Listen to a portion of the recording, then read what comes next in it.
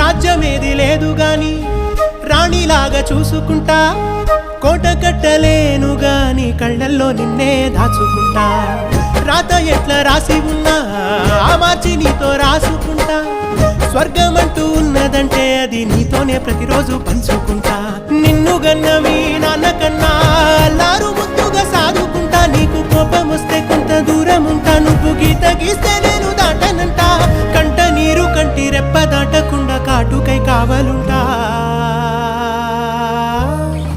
రాంబాయి నీ మీద నాకు మనసాయనే, ఏనాడు నిన్ను వీడిపోని నీడైతనే.